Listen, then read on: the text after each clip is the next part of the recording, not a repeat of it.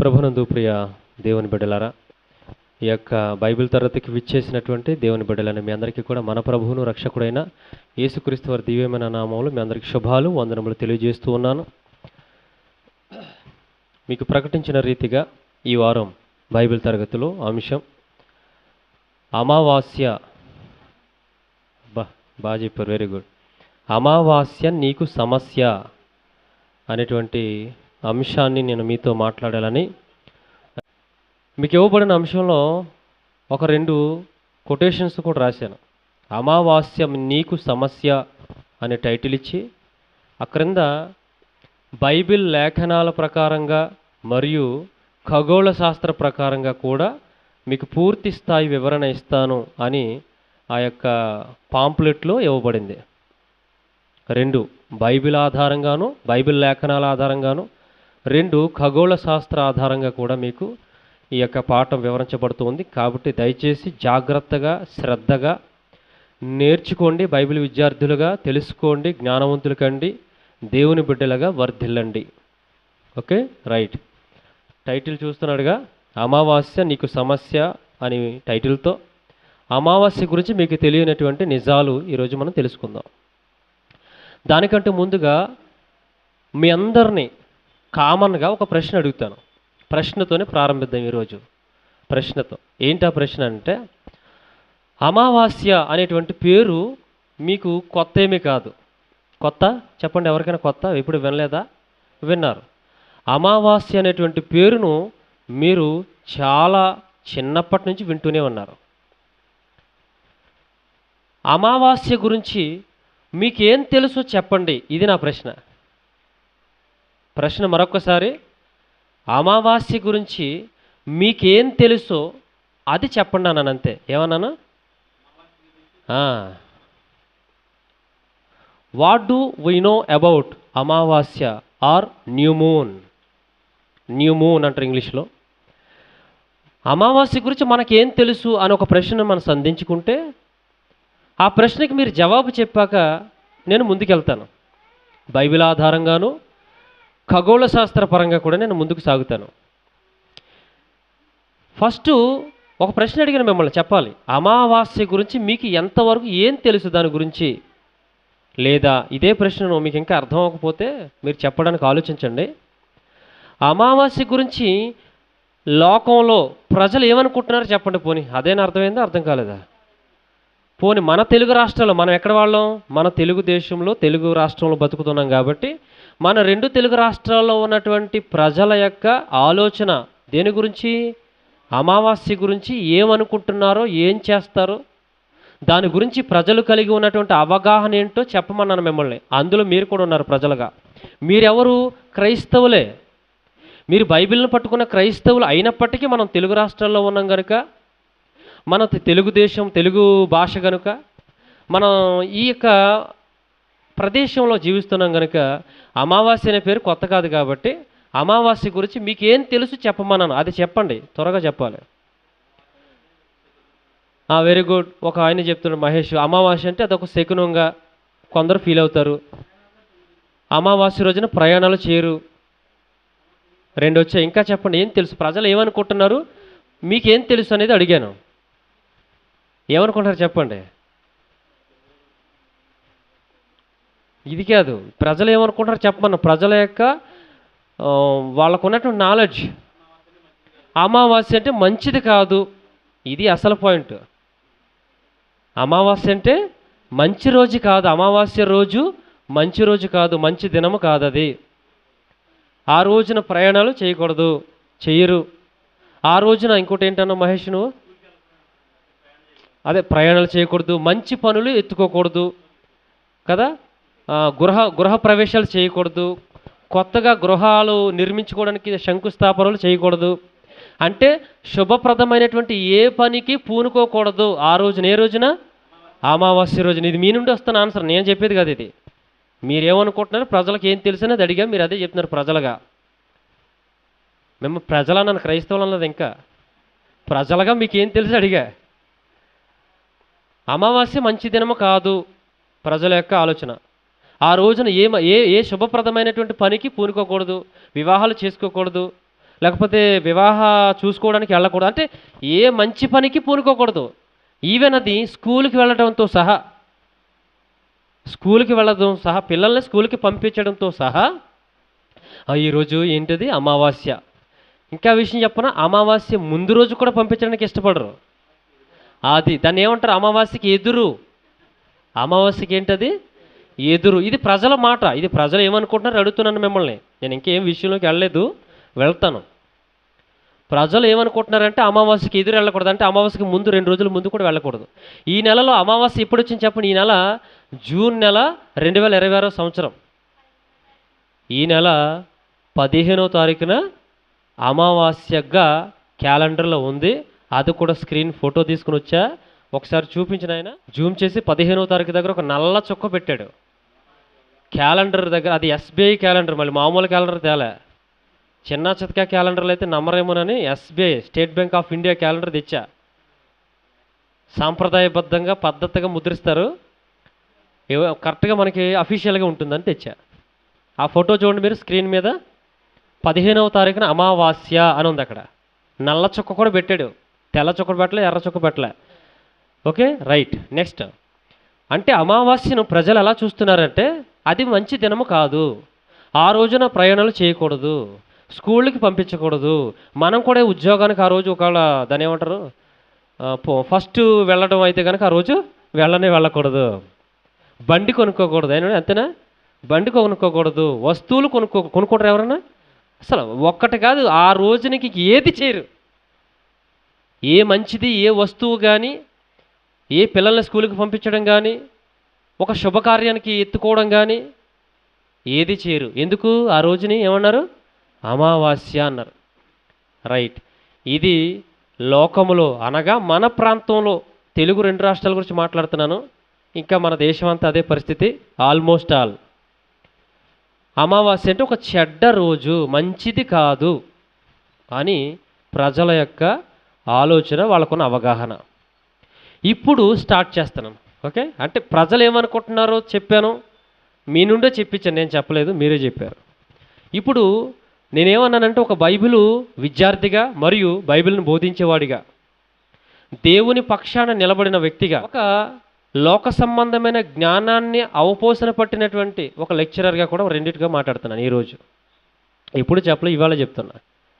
ఎందుకంటే ఖగోళ శాస్త్రాన్ని కూడా మాట్లాడుతున్నాను కదా. మరి ఖగోళ శాస్త్రం కూడా మాట్లాడాలంటే ఎవరు మాట్లాడాలి? బయట ఏ మాస్టర్లో, టీచర్లో మాట్లాడాలి. ఈరోజు నేను అది కూడా మాట్లాడుతాను కాబట్టి 2 కలిపా. బైబిల్ గురించి, బైబిల్ ద్వారా ఎందుకు మాట్లాడుతానన్నాను? మీరు వచ్చిన వాళ్ళు ఎవరు? బైబిల్ పట్టుకుని వచ్చిన వాళ్ళు. మీరందరూ ఎవరు? బైబిల్ పట్టుకుని వచ్చిన వాళ్ళు.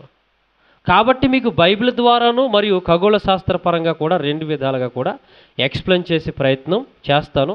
శ్రద్ధగా ఆలకించండి, అవగాహన పెంచుకోండి, జ్ఞానవంతులు అవ్వండి, అనేక మందిని చైతన్యవంతులుగా చేయండి. రైట్.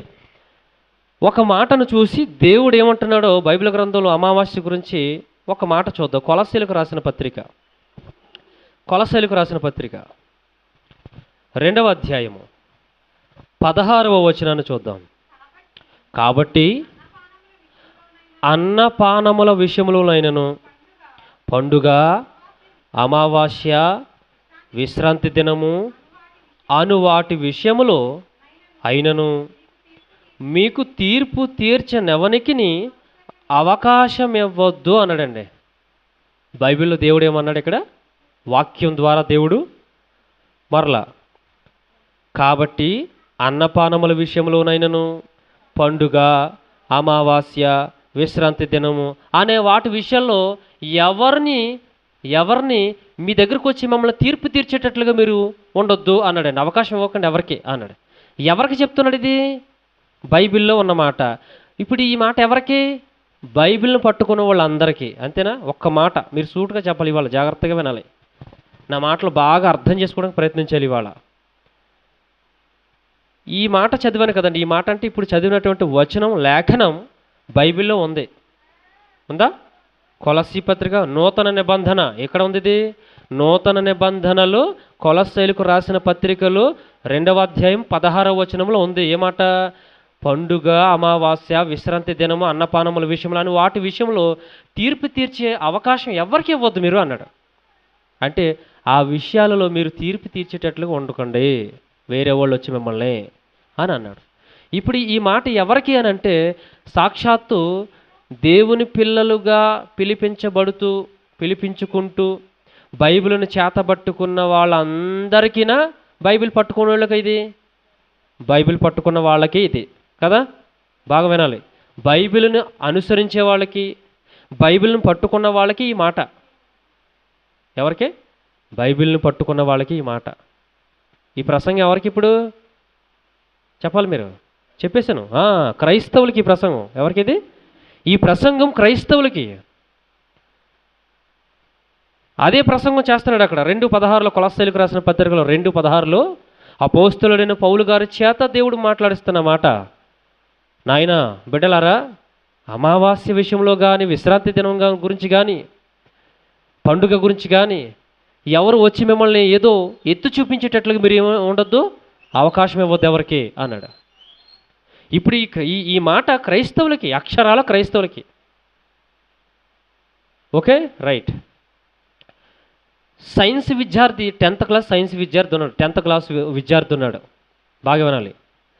10th క్లాస్ ఒక విద్యార్థి మ్యాథ్స్ ఉంటుంది, సోషల్ ఉంటుంది, సైన్స్ ఉంటుంది, సబ్జెక్టులు ఇంకా ఉంటాయి, లాంగ్వేజెస్.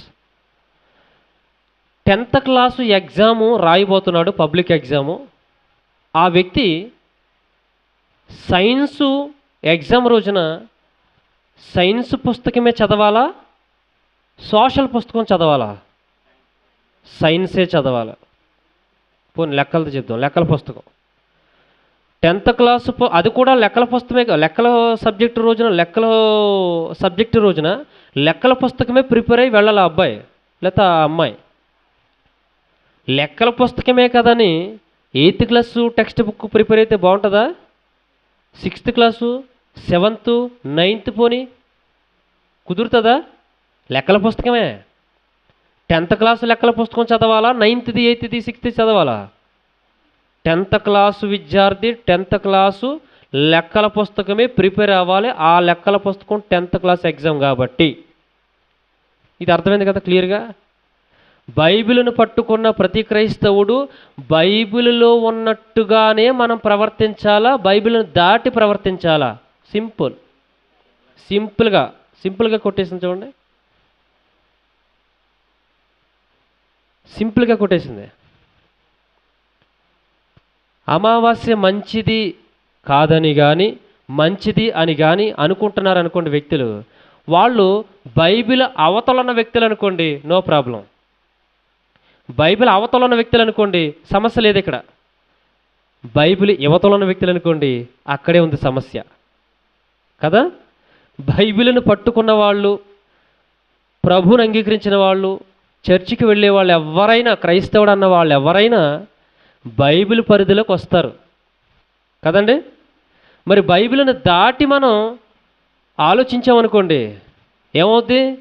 ఖచ్చితంగా తప్పు అయిపోద్ది. 10th క్లాసు లెక్కల పుస్తకం, 10th క్లాసు ఎగ్జామ్ జరిగే రోజున ఆ పుస్తకమే, ఆ క్లాసే చదువుకుని వెళ్ళాలి.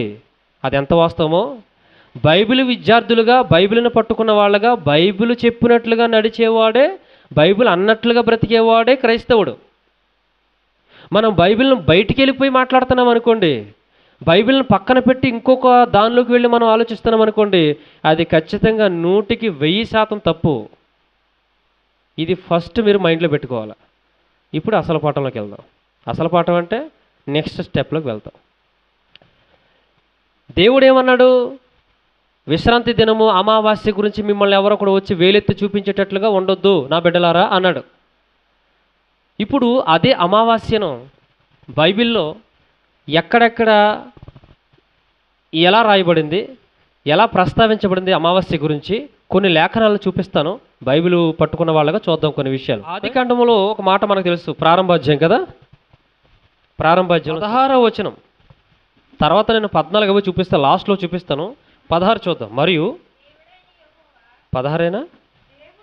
దేవుడు ఆ 2 గొప్ప జ్యోతులను, అనగా పగటిని ఏలుటకు పెద్ద జ్యోతిని, రాత్రిని ఏలుటకు చిన్న జ్యోతిని నక్షత్రములు చేసెను. చాలు.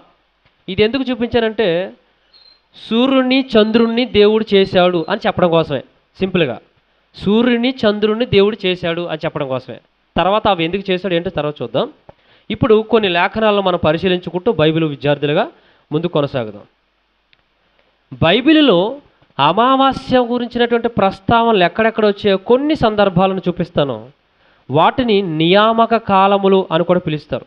అంటే దేవుడు నియమించినటువంటి రోజు. గుర్తుపెట్టుకోండి, దేవుడు నియమించినటువంటి రోజు. ఓకేనా? మనకు కూడా చూడండి, స్కూళ్ళు తెరవడానికి ఒక నియమించిన రోజు ఒకటి పెడుతున్నారుగా, దాన్ని రీఓపెనింగ్ డే అంటాం. రీఓపెనింగ్ ఆఫ్ ది స్కూల్స్ అంటాం. స్కూల్ రీఓపెనింగ్ డేని నియమించారు, ఒక రోజుని నియమించారు. ఆ రోజు వెళ్ళాలి.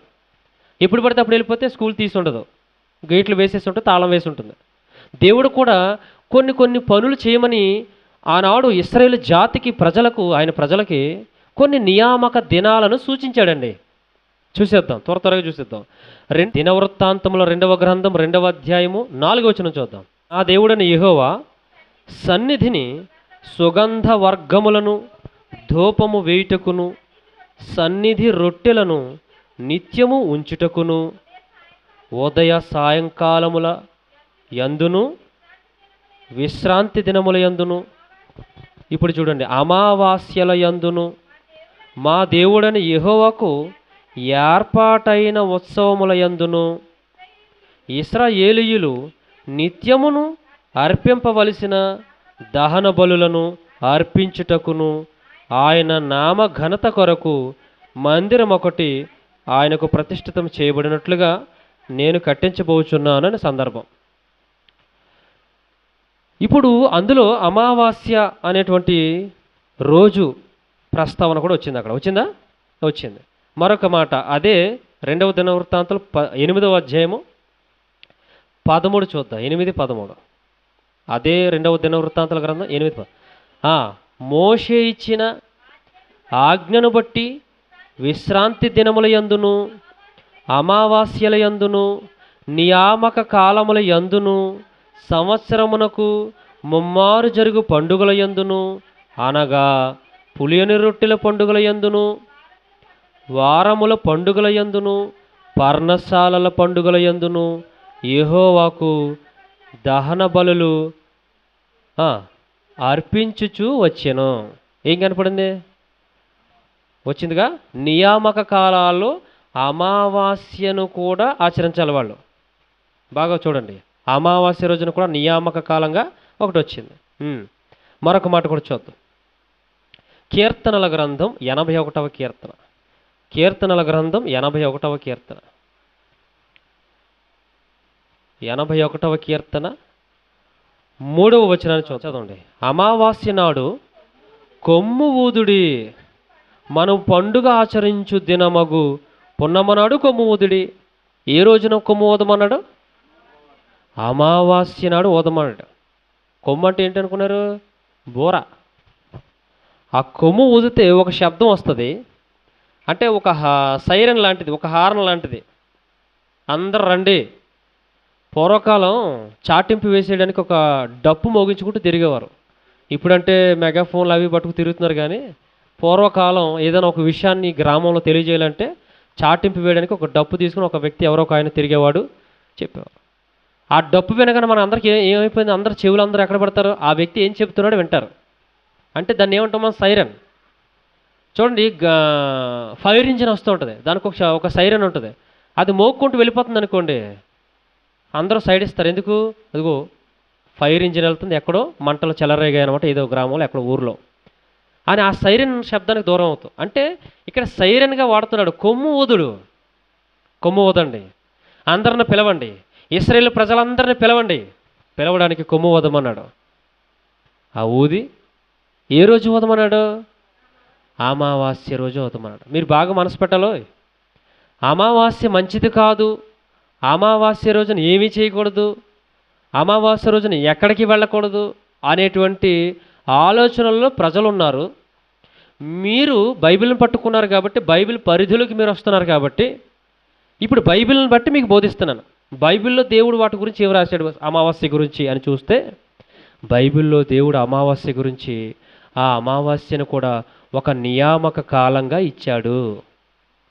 అమావాస్య రోజున కూడా మీరు ఏం చేయాలి? రావాలి నా దగ్గరికి. ఇంకో మాట చూపిస్తాను. ఇంకో మాట, పూర్వకాలం రాజులు, రెండవ రాజుల గ్రంథం, రెండవ రాజుల గ్రంథం త్వర చూసేద్దాం. రెండవ రాజుల గ్రంథం 4వ అధ్యాయం 22వ వచనం. రెండవ రాజుల గ్రంథం 4వ అధ్యాయం 22వ వచనం. ఒక పనివానిని, ఒక గాడిదను నా యొద్దకు పంపుము, నేను దైవజనుని యొద్దకు పోయి వచ్చేదనని తన పెనిమిటితో ఆమె అనగా, అతడు, నేడు అమావాస్య కాదే, విశ్రాంతి దినము కాదే, అతని యొద్దకు ఎందుకు పోవుదు అని అడుగగా ఆమె అంటుంది, నేను పోవటం మంచిదని చెప్పింది. ఎందుకేంటంటే అక్కడ తన బిడ్డ చనిపోతాడు. పైకి లేకలేక ఎప్పుడో పుట్టిన బిడ్డ. దైవజనుడు నీగో మరలా వచ్చే ఏడాదికి నీకు బిడ్డ పుడతాడని చెప్పి ఆమెను ఆశీర్వదిస్తాడు. దేవుడు ఆవిడికి బిడ్డనిస్తాడు అన్నట్టుగానే. కానీ అనుకోని సందర్భంలో ఆ బిడ్డ కొంచెం పెద్దవాడైన తర్వాత, కొంచెం పెద్దవాడు అంటే చిన్నపిల్లవాడుగా ఎదిగిన తర్వాత చనిపోతాడు. అప్పుడు ఆమె అంటుందన్నమాట, ఒక పనివాణిని పిలిచి సిద్ధపరిచి అన్నీ కూడా నాకేం చేస్తావంటే, నేను దైవజనుని యొద్దకు పోయి వచ్చేదనని తన పెనిమిటితో అంటుంది, భర్తతో అంటుంది. భర్తకి విషయం తెలియదు, ఇంతకీ బిడ్డ చనిపోయిన సంగతి భర్తకు చెప్పలే. ఎందుకంటే దైవజనుడు చెప్పిన తర్వాతనే ఆమె ఏమైంది? గర్భవతి అయింది. నువ్వు ఆశీర్వదించబడతావు అనగానే ఆ తర్వాత బిడ్డ పుట్టాడు.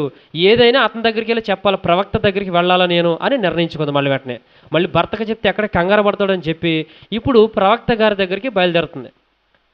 ప్రవక్త గారి దగ్గరికి వెళ్ళడానికి బయలుదేరుతుంది. అంటుందన్నమాట, నేను ఆ దైవజనుని దగ్గరికి వెళ్ళడానికి సిద్ధమయ్యాను అని భర్తతో అంటే, భర్త అంటున్నాడు, ఏమంటాడంటే, అమ్మాయి ఈరోజు అమావాస్య కాదే, ఈరోజు అమావాస్య కాదే. మీరు పాయింట్ క్యాచ్ చేయాలి. మీకు ఏమర్థమైంది?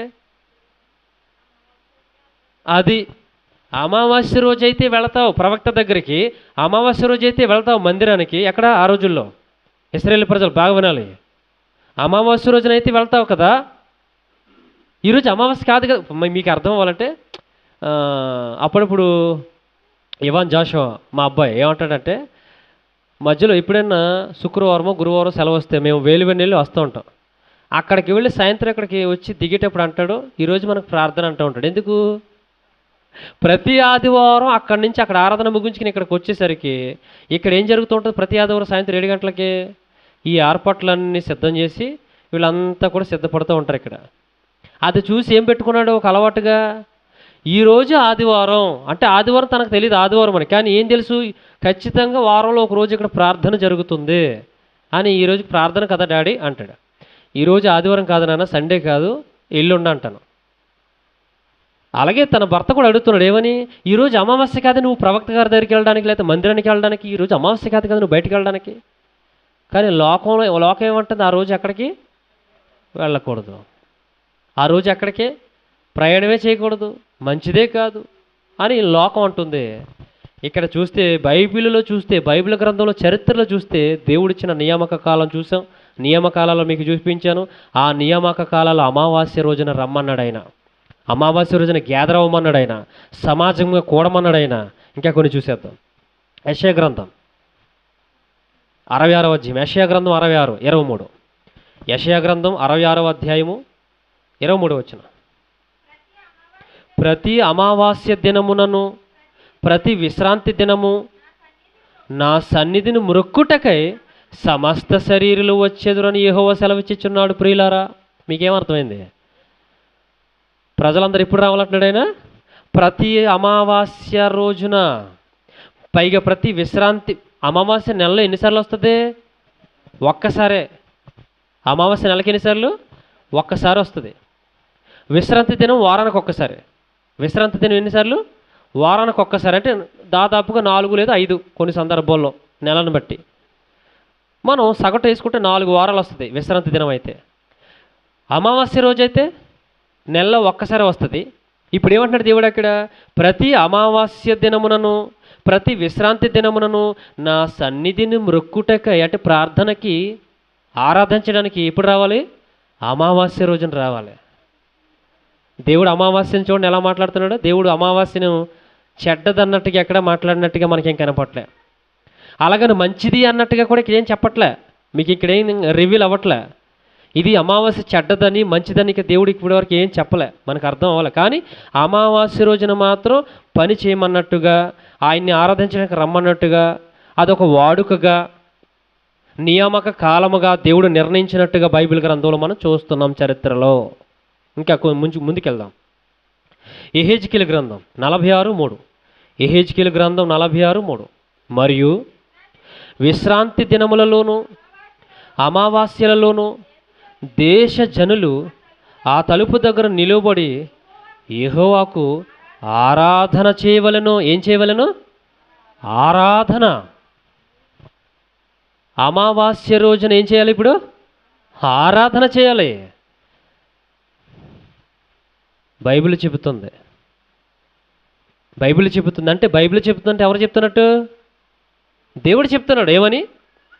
మరియు విశ్రాంతి దినములలోను. యెషయా గ్రంథంలో చూసాం కదా, విశ్రాంతి దినము ప్రతి అమావాస్య రోజున మీరు కోడుకుని రావాలి, రైట్, నా సన్నిధిని మొక్కాలి. యెహెజ్కేలు గ్రంథం కూడా, యెహెజ్కేలు ప్రవక్తతో కూడా దేవుడు ఏమని చెప్పిస్తున్నాడు ప్రజలకి? మరియు విశ్రాంతి దినములలోను అమావాస్యలలోను దేశ జనులు ఆ తలుపు దగ్గర నిలబడి యెహోవాకు ఆరాధన చేయాలి. ఏ రోజు? అమావాస్య రోజున ఆరాధన చేయాలి. అమావాస్య రోజున ఆరాధన చేయడం మంచిదే కదా. మరి ఆరాధన మంచిదే కదా? చెప్పండి. ముందు అమావాస్యను పక్కన పెట్టండి. ఆరాధన మంచిదేనా? ఎప్పుడు చేసిన మంచిదేనా, లేకపోతే ఆ రోజు చేస్తేనే మంచిదా? చెప్పాలి తమ్ముడు. డల్లగా ఉన్నారేంటి? టాపిక్ బాగోలేదా? అమావాస్య పక్కన పెట్టేయండి. అసలు ఆరాధన ఎప్పుడు చేసినా మంచిదేనండి క్రైస్తవులారా. ఆరాధన ఎప్పుడు చేసినా మంచిదే కదా. మరి ఆ ఆరాధనను అమావాస్య రోజున కూడా చేయమన్నాడు దేవుడు. అమావాస్య రోజున కూడా చేయమన్నాడు. పైగా దాన్ని నియామక కాలంగా కూడా నిర్ణయించాడు. Okay, right.